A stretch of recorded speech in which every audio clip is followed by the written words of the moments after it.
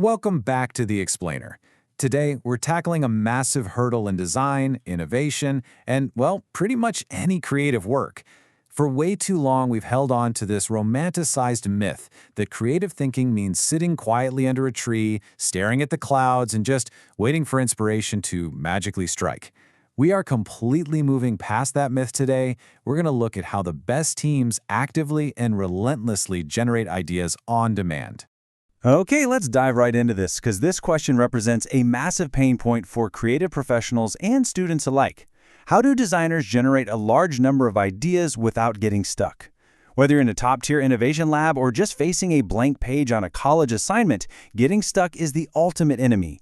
You stare at the problem, you stress out, and absolutely nothing comes. So how do we break through that wall? The solution is a deliberate, structured technique known as brainstorming. Here's our roadmap for this explainer. 1. The inspiration myth. 2. 4 rules of brainstorming. 3. The backpack case study. 4. Individual versus group dynamics. 5. Common mistakes. And 6. Your design challenge. All right, Section 1. The inspiration myth. Exploring possibilities.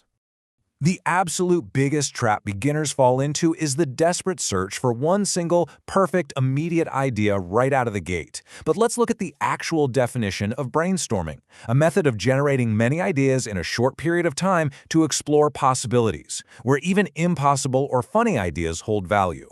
So the crucial point is right there at the end. Even impossible or funny ideas hold value.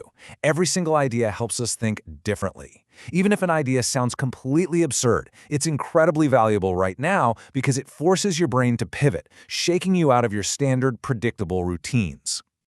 Moving on to Section 2. 4 rules of brainstorming. Structure the chaos.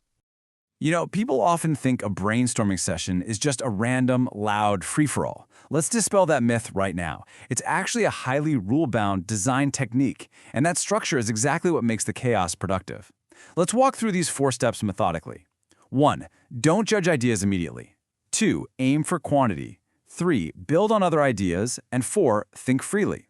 What's really fascinating here is how these rules completely flip our natural human behavior. Usually, when someone pitches an idea, our instinct is to analyze it and say, no, that won't work. But judging ideas too early instantly kills creativity. Instead, aim for pure quantity. The more ideas you throw out, the better your chances of finding true innovation.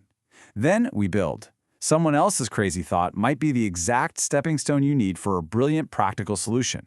And finally, think freely. Often the absolute most unusual, out there ideas loop right back around to become the most practical innovations. Section 3. The backpack case study. The How Might We protocol. Let's shift into a practical scenario specifically relatable to college life to see how this actually works. Here is our core problem statement. How might we make carrying study materials more comfortable for college students? This specific phrasing, the how might we, is the perfect launching pad for our rapid-fire design studio simulation. It's optimistic, it's open-ended, and it invites solutions rather than dwelling on the limitations. Now the clock is ticking. What if the backpack had adjustable compartments? Notice the speed here. In a real session, we're flying through these without pausing to analyze. What if the shoulder straps changed according to the weight? See how each thought is just a quick burst of unevaluated creativity? What if frequently used items were stored in quick-access pockets? We're keeping the momentum building. Stacking these simple questions generates entirely distinct functional pathways. We've gone from internal storage to weight distribution to accessibility literally in seconds. What if the bag could transform into a trolley when needed? Notice how we're really thinking freely now. We're pushing into more unusual but highly practical territory. It's not a traditional backpack anymore, but it perfectly answers our how might we question. What if the laptop section was completely waterproof? Let's anchor this idea in a highly relatable context. If you're a student in an Indian university, for example, getting caught on campus during the heavy monsoons is a real threat. A completely waterproof laptop section isn't just a luxury feature, it's an absolute necessity. Section 4. Individual versus group dynamics. The power of perspective.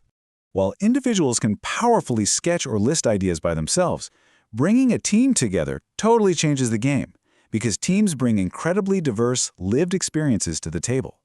This breakdown brilliantly illustrates exactly what happens when you combine different perspectives.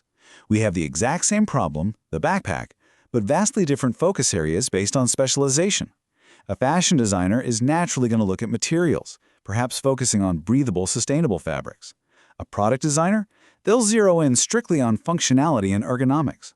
A graphic designer might consider the communication aspect, like how the bag expresses the student's personal identity. And a UI/UX designer is going to deeply consider user interaction, how seamlessly can the user access their laptop on the go. Different perspectives acting on the exact same problem produce a vastly stronger, holistic solution. Section 5.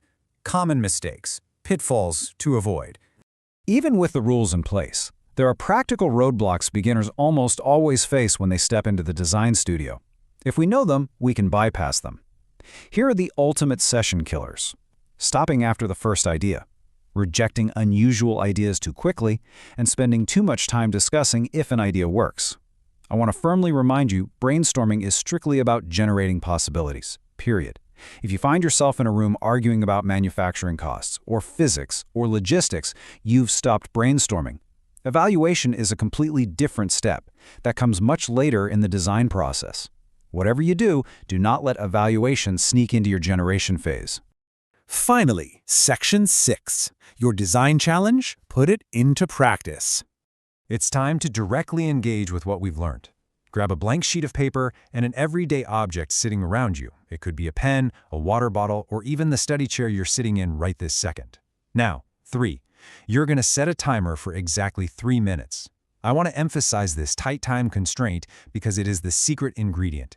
Giving yourself a ticking clock forces rapid, unjudged thinking. It completely shuts down that inner critic that wants to evaluate every single idea before you even write it down. 15. In those 3 minutes, your challenge is to stretch your thinking and come up with at least 15 different ways to improve your chosen object. That is one new idea every 12 seconds. Don't worry if they seem unrealistic. Don't worry if they literally break the laws of physics. The sole purpose is to stretch your thinking. You might just surprise yourself with the doors you open. Which brings us to our final thought. After generating all these possibilities, how do you visually organize and expand them? We've learned today that volume equals strength. The more ideas you generate, the stronger your final solution is likely to become. But once you have a wall covered in wild, chaotic ideas, what's your next step? How do you map that chaos into a brilliant design? Well, for the next logical step in your design journey, you'll have to join us for our next explainer as we unlock the incredible power of mind mapping. Until then,